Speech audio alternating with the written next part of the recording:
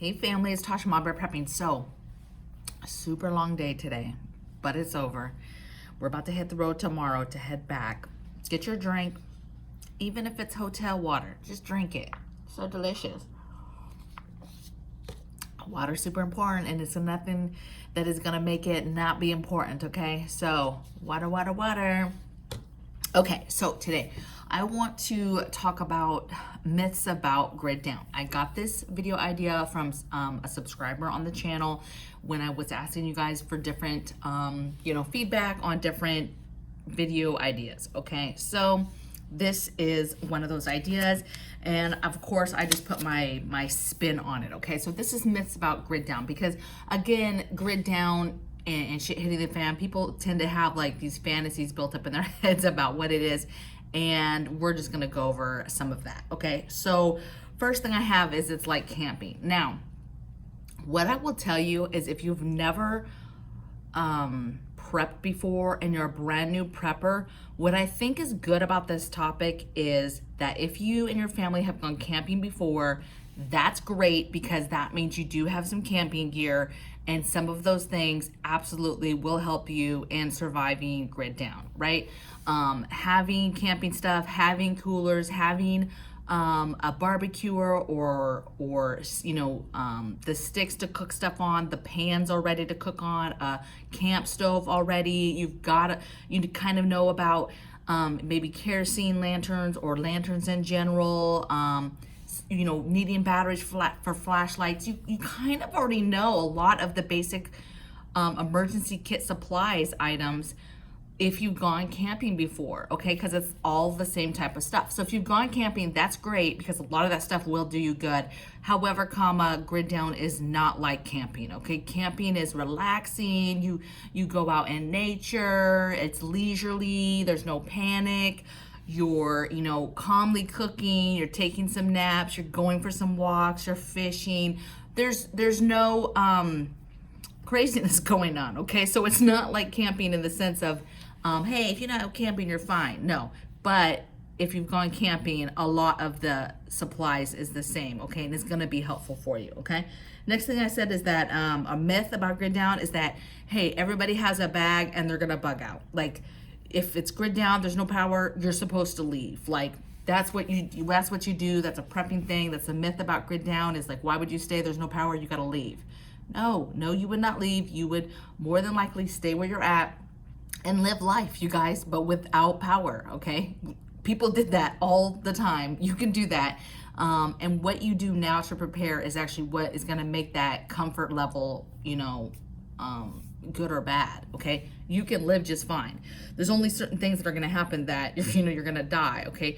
If you have food, you have water, you're gonna be just fine, okay? But it's your quality of life that we're talking about, all right? But you're not grabbing some bag and lone wolfing it and heading to the mountains just because the power went out for a while. You're gonna stay in your home, unless there's some other immediate threat.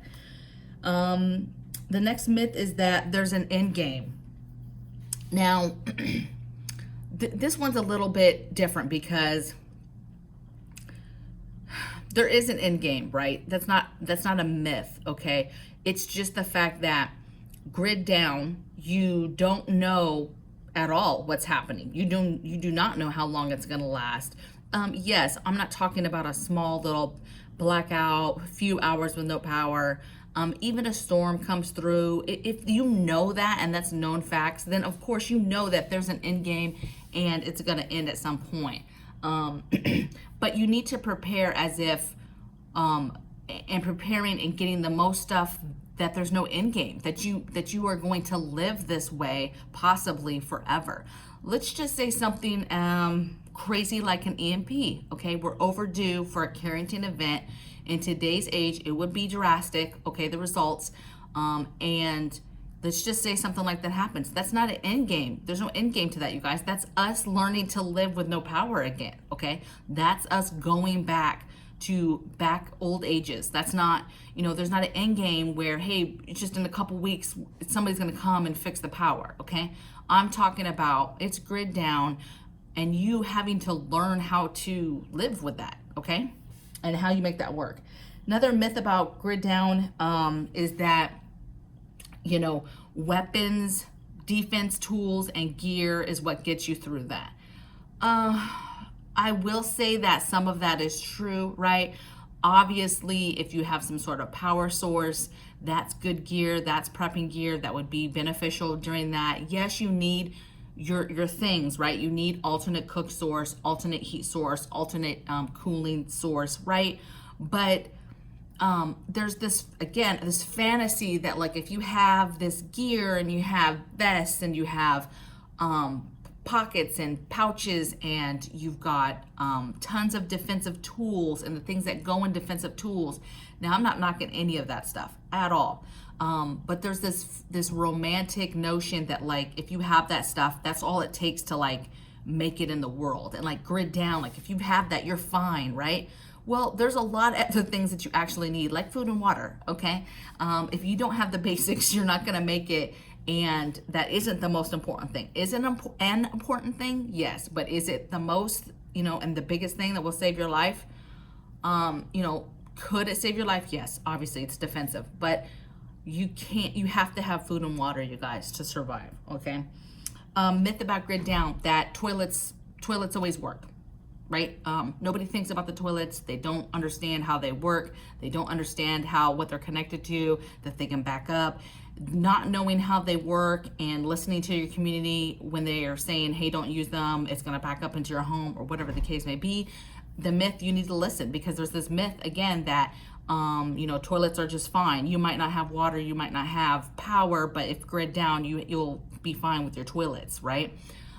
Or hey, I just need water and I'll be fine. But you might have water where you still are not being told to not use the toilet, because even if you have your own water, there's the system is full or backed up or not being worked, and you're running the risk of backup in your home. Okay, so you have to listen very closely to what you're being told to do in regards to toilets. Another myth is that, hey, no grid down, immediately people panic and they can't cook. Well, you can still cook. A lot of people, you lose power, but you have gas ran stoves and ovens and things like that, okay?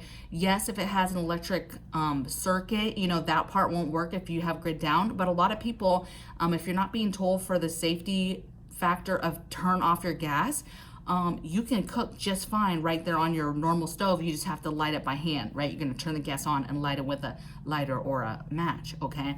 So a lot of people, they sleep on that. Another thing people sleep on is grid down. You can't cook or do anything. A lot of people have RVs sitting in their yards and don't think, oh wow, that RV has a toilet, that RV has a way to cook. You know what I'm saying? Like, think about the things that you have. It's crazy how the things right in front of people's faces that they have that would help them survive that they don't think about, okay? Another myth is that FEMA's coming. Don't worry, it's okay, just relax. We're just gonna wait until FEMA comes or Red Cross comes, or some government entity is gonna come, okay? So please, please, please, that's why we prepare. You should not be waiting on any kind of government to come and get you, because if the scenario is big enough, baby, they're not coming to get you, okay? They're not coming to save you. They're not coming to help you. They're not bringing you food. They're not bringing you water. They barely can keep it together with smaller things. Imagine the whole country with no power. They're not coming, okay? They're not coming. Another myth, government will provide, kind of the same line as FEMA. Next one is bugging out gets you away from danger. That's a huge one, you guys. Just because it's grid down and maybe things are kind of chaotic outside and it's just wonky outside, there's a myth that you have to bug out to get to safety, right? You have to leave the city.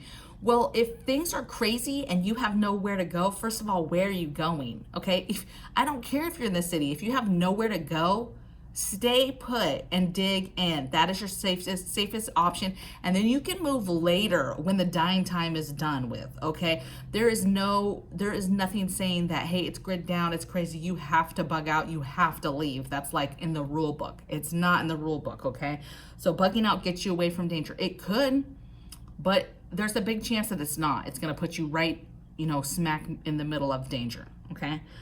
The next myth is magical bug out location. Again, if you don't have anywhere to go, where are you going? There's nowhere for you to go. You don't just leave talking about, I'm going to the mountains. I'm going to find some cabin that's empty and just live in it, okay?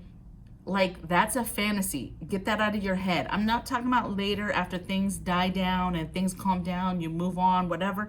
Fine, but at first, there's no special place to go. Unless you are methodical, you know exactly what your plan is, you got on the roads early, you were able to get your whole family to this bug out location, that's part of your emergency plan, you shouldn't be going nowhere. There's no magical cabins, okay? It's gonna be difficult for the people that have planned to bug out, to get to their locations, okay? Unless they, by some grace of God, have a little bit of a, they're ahead of it. Just a little bit will make a difference. But it's going to be difficult for people, period, to get anywhere, okay? Just because of traffic and gas and crazy people, okay? And then the last thing I have is that people won't die. People think, hey, unless it's aliens attacking us or something crazy, look, people aren't going to die. It's not that crazy. And a big myth about something as simple as grid down for any significant amount of time, death is gonna happen, you guys. That is gonna happen. Imagine our country with no power. We go from cell phones, power in our hands, everything given to us, and all of a sudden you can't get food, you can't get water, you can't get cash, you can't get gas. It's a total grid down, whatever the reason it came from, and it's not going away. It's like a permanent thing.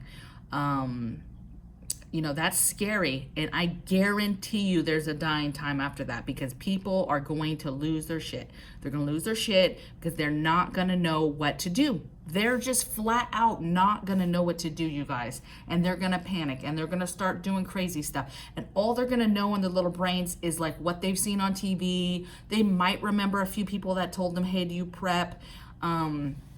But it's going to be crazy because they're not going to know what to do, right? They're not going to know how to, a lot of people, I'm not going to say can't think through it and kind of figure out what to do and to survive. You always see there's always going to be people that you don't expect to survive, right?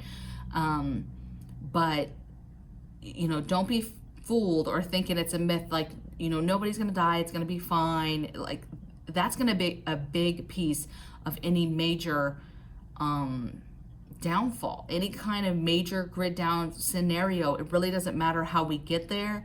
What matters is that if it is long term in really in today's society, if it is a major part of the country for even a week, that's serious, you guys. If it's half the country and it's a week, that's serious, you guys. Like, that's not fun and games, okay? So of course, we prep every single day for grid down here, but, and we never want to see it.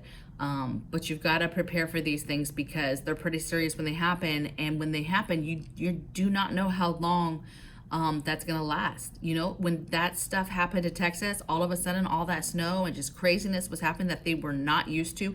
And their grid that they thought could handle it didn't handle it. That only lasted 2 or 3 weeks, but that could have been crazy. That could have lasted way longer than that, okay? You just never know. And all these cyber attacks, it just takes one good one to get us, okay? To get us, a little wonky, okay? So I would love to, first of all, hear all the comments and all your ideas and thoughts that you're thinking about in the comments below. Let me know your thoughts. Let me know what myths you think are out there about grid down, what you're doing to prepare for grid down, and I'll see you guys on the next video. Take care. Bye.